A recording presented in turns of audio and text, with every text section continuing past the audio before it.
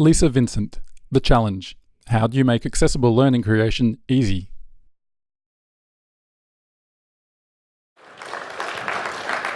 Okay, so as Sarah mentioned, I'm the founder of two digital businesses, Savvy and How To.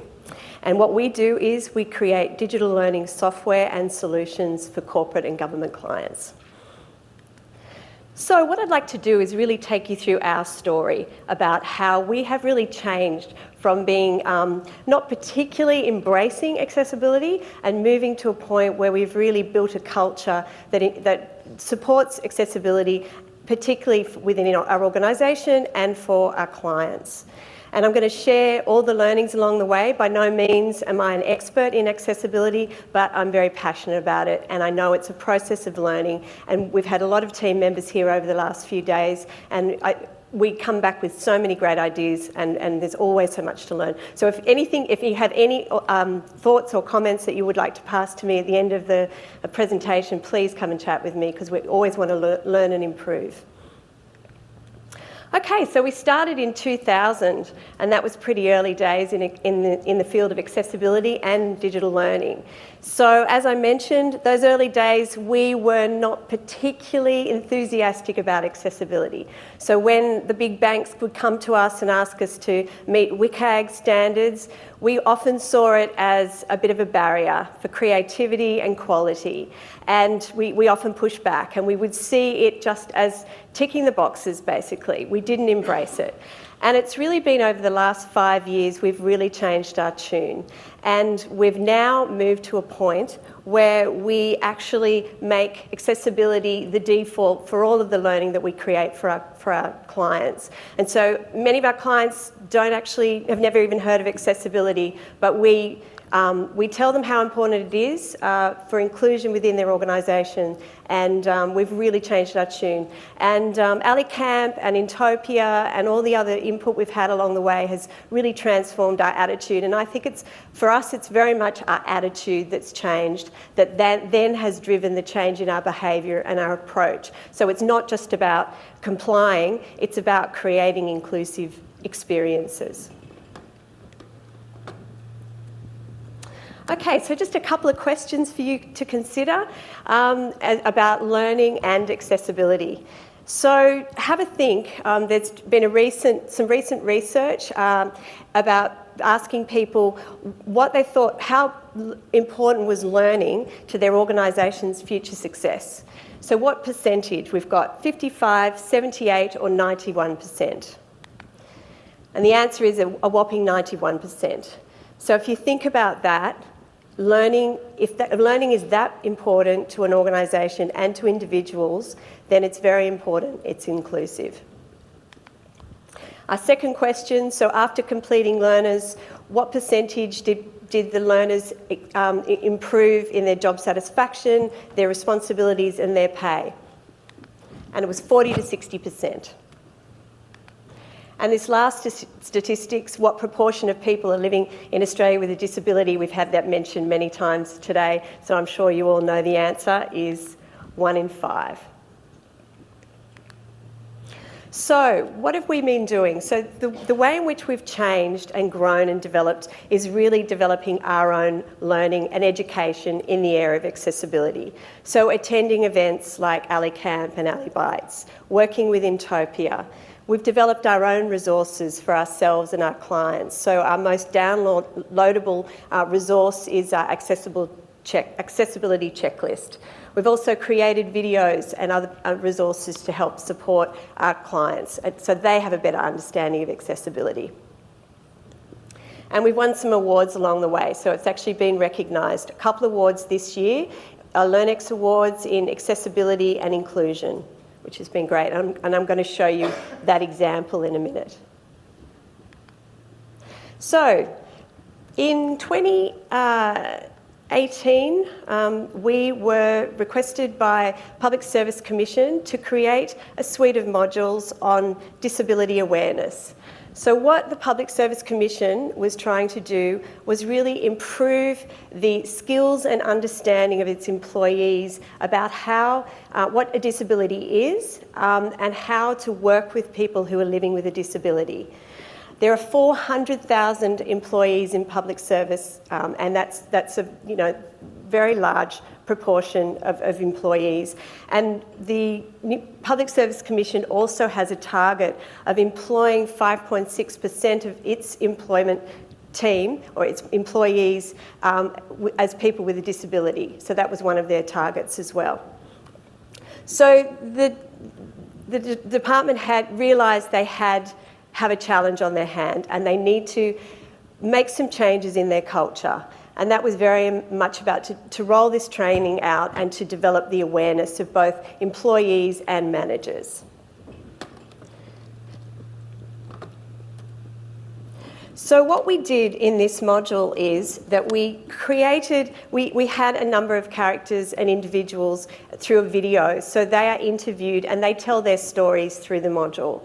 And we weave that in through the learning. So the learners can really relate to some of the barriers and issues and challenges that people with a disability face to give them a better understanding of how to respond, manage, interact and relate.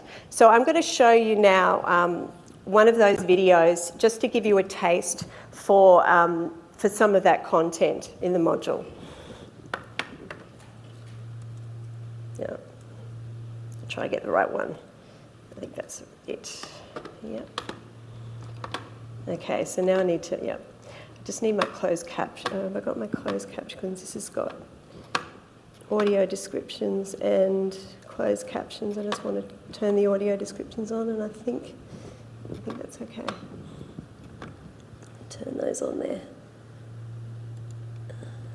Closed captions on. I think that's right. Yep.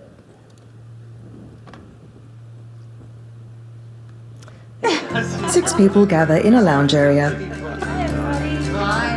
They're professionally dressed. 2 use wheelchairs. A woman pats her guide dog. Text, disability can be visible and invisible. Dwayne, Roads and Maritime Services. My disability is almost invisible. I cover this right hand, and with a long pair of pants, you don't know that there are 2 false legs and missing right hand fingers here. So it is invisible in the workplace. A lot of people automatically perceive that I'm totally fixated on the fact that I have a disability. I often go weeks on end without even, thinking about it at all. I don't wake up in the morning and go, oh no, I'm in a wheelchair. This is the worst thing ever. I'm blind and have very little vision, no vision, and my biggest issue is digital access, accessing documents that are being created that aren't in an accessible format. So I'm just curious if any of you have had your manager or your colleagues make assumptions about what you can do, or even about you as a person. It's probably one of my biggest disadvantages with my disability being physical is, I suppose, wondering whether there is a task that I could do that I don't get asked, and wondering maybe that person might have thought she wouldn't be able to do it, or I don't want to put that pressure on her because it might be too difficult for her, and they might just not want to ask me in the first place, and it might be easier for them to just do it. That's good to hear, because I've had some negative experiences on that one. I can remember from one stage, we needed to write a board report, and I was there with a colleague who was going to be helping with it, and the person that was asking us to do it. And the question that was posed to my colleague was, is he able to do that? And this is something completely, looking at them, completely unrelated to my disability. And even if that was the question, it's something that should have been directed at me. I think for me, where I've experienced it the most is through the period where I was losing my vision. What I was able to do, I was struggling to do, but the expectations and the standards of my managers on me was that I should still be able to do what I was doing before. And to be honest, I nearly lost my job over it because I actually missed an important notice that came through. Even though I was saying, look, I'm struggling with this, I need time to be able to do some training and to get different equipment. I think that assumption that they'll figure it out because that's what they've been doing the whole time, for me, I think that really stepped in. And Kate, it's a real visual world, isn't it? Everything's visual, and even though it's been 10 years, it's still PowerPoint after PowerPoint after PowerPoint. I think one thing that used to annoy me when I was losing my vision was that you're blind or you're not. There's no in between. And people were finding that difficult to comprehend. Like, you can see that, but you can't see this. It's a spectrum rather than It is a spectrum. Than an on and off switch. We need to be able to explain what it is we need, because the only way people are going to be able to help is if they understand what we need and feel comfortable asking questions and can, empathise with our situation. And I think most people, if they understand what Kate needs, they're going to be more than supportive in trying to do that. And it's just about creating a comfortable environment where people are happy to talk about that. Text Ben, Health Shared New South Wales. Kate and Susan, Western Sydney Local Health District. Louisi, New South Wales Police Force.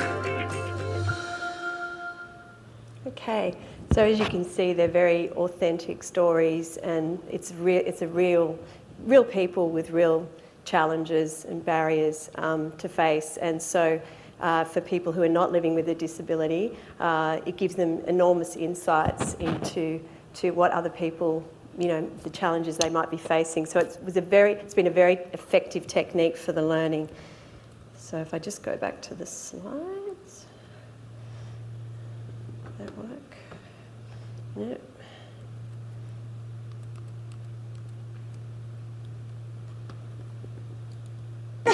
6 people gather in a lounge area. They're professionally dressed. 2 use wheelchairs. A woman pats her guide dog. Text, disability can be visible and invisible. Dwayne, Roads and Maritime Services. Turn that off. My disability is almost invisible. I cover this right hand and have to exit out of that. Pants, Nope. You don't know that there are false legs and missing right hand fingers here. So it is invisible in the workplace. A lot of people Sorry, want the to mouse perceive is, that I'm totally fixated on the fact that I have a disability. I often go weeks on end without even, thinking about it at all. I don't wake up in the morning. Okay, cool. So let's go back to the slides. Get them. Easier said than done. Maybe I just need to get back to the slides. I don't want to come. Yep. Maybe I'm just alt-tabbing and to there, and then it's all gone. Yeah.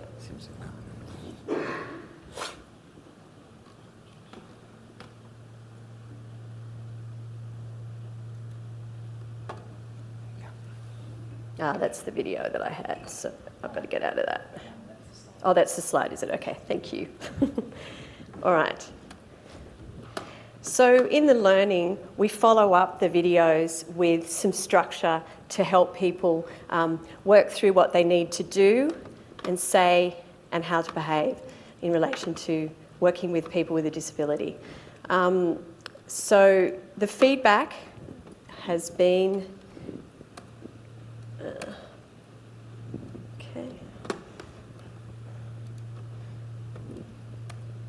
Okay, so there's been excellent feedback in response to this module. So we had some feedback from a healthcare services officer who said, the all employees module was quick to get through and simple to digest. My JAWS software was able to pick up on small icons with no problems. And then feedback from a senior communications officer, I had no issues with navigating the training module. The text is able to be enlarged without compromising the dynamics of the page. I have no contrasting issues either. The content is easy to understand, and the assessment components are easy enough for people to remain engaged in the training. So that was great feedback. So let's have a look at the principles that we apply when we're creating accessible digital learning. We apply the PAW principle. So perceivable, operable, understandable, and robust. And I'm going to show you some examples of how we've made improvements to our design and applied these principles. So the first one is perceivable. So we need to make sure that the content has text-based alternatives, time-based media, it's adaptive and distinguishable. One example here is we've changed the instruction here on this screen. So on the screen that's up here behind me has an instruction There's place a red tag to next to any element on the screen.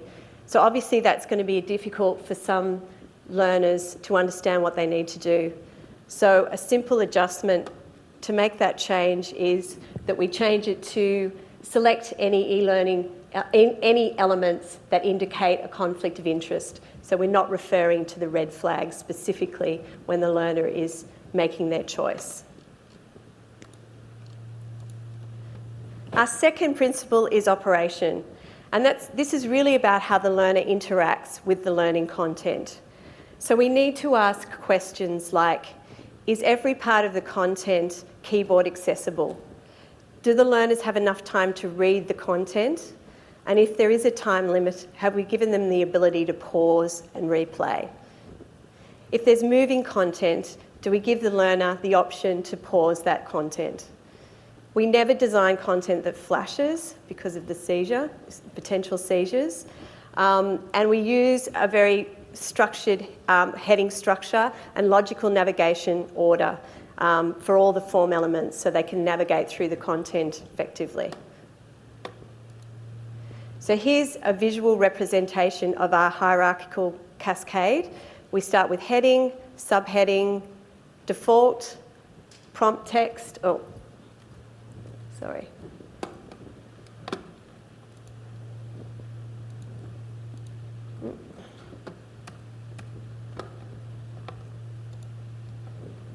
Sorry, it's just not displaying.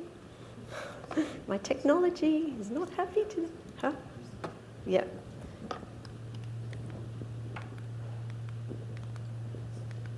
No. No. Okay.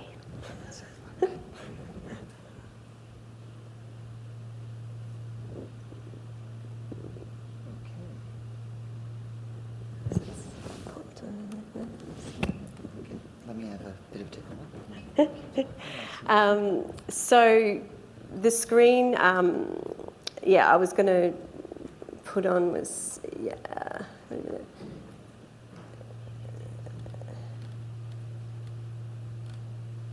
Yeah. So that's the screen we were on, yeah. Okay. Oh no, that's now our alt tab to the other one.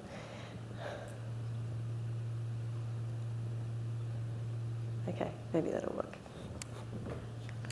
Yes, okay. All right, so we have heading, subheading, default text, prompt text, back button, and next button.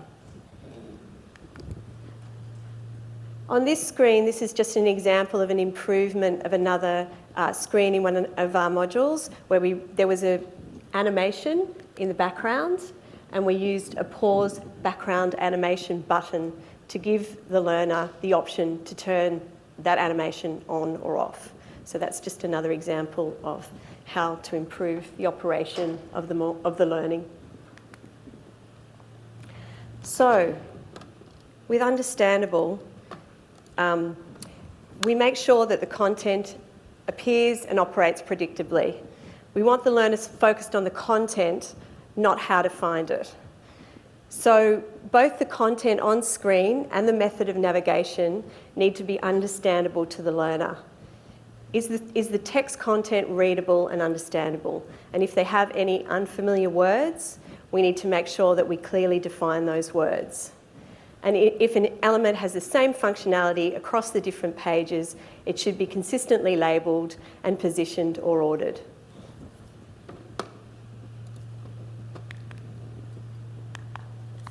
Oh dear. I think I've created the same problem. There we go. So this is just another example of one of our modules. So on this screen, this is a module we developed for SES. So on this screen here, we've got a number of hotspot areas. So when we build a screen like this, we need to make sure that each of those hotspots are clearly labelled and they have context.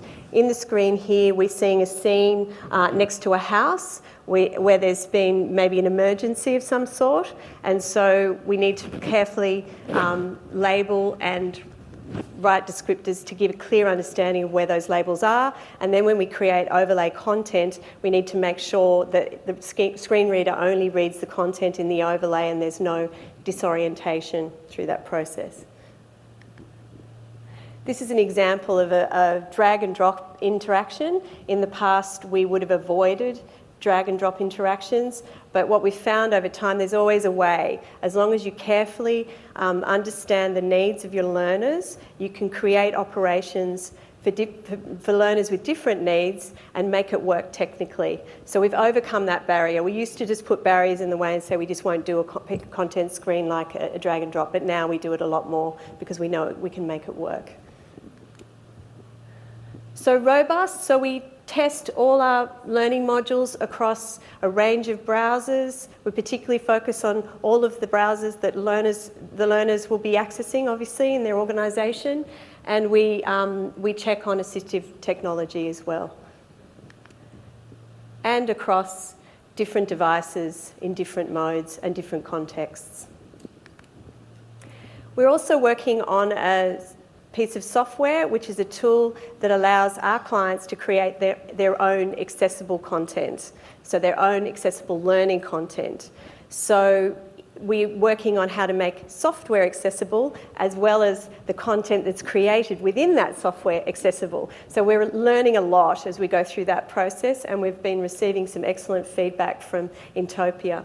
So this is just the login screen, and I'm just going to show you a couple of screens that demonstrate how we've improved the design and improved accessibility.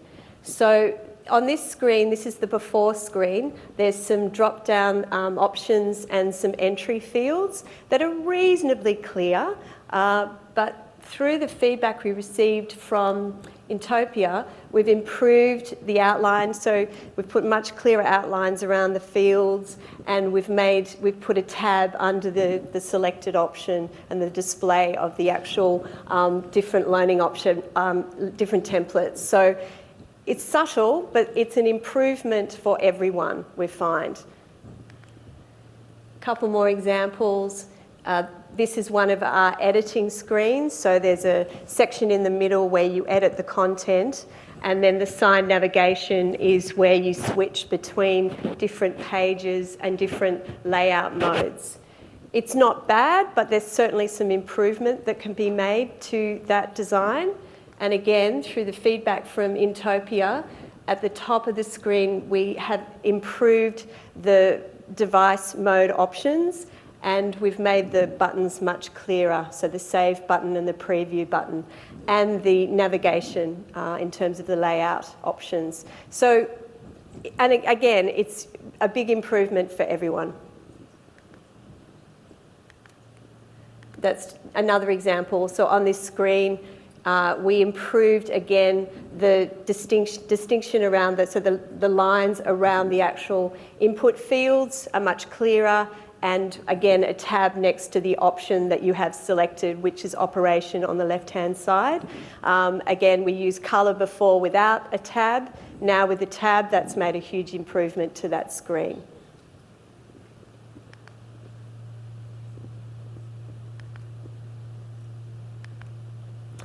So I'd like to show you a video, and I hope it'll work.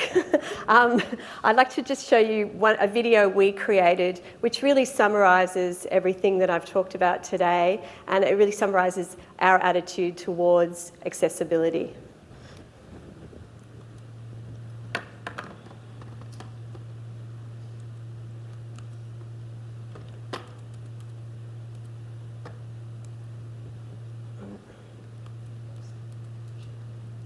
Yeah, sorry? Oh, did I? Oh. Is that it? That's it there. If I can play it. There are a lot of myths about inclusive design. That it's hard work. That it's boring or uncreative. That it's just about cutting things out. Or putting things in. Or most importantly, that it's only for people with disabilities. The truth is, we're all different, and who we are changes over time. Our different abilities are just one part of the infinite spectrum of human life, and designs that reach more people are more likely to have a greater impact. So I was just going to try and put the captions on. Whether that's a curb ramp, or automatic doors, or closed captions on a video, or contrasting colour combinations. You never know who might be using it and how.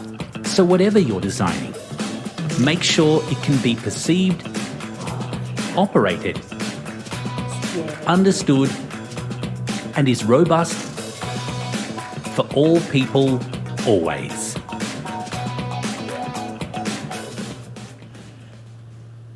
And I apologise, that's supposed to have the closed captions, but I had the one version embedded and another one online, and I wanted to show the one online. But anyway, the will was there. So look, thank you very much, and I appreciate you being patient with my technological challenges.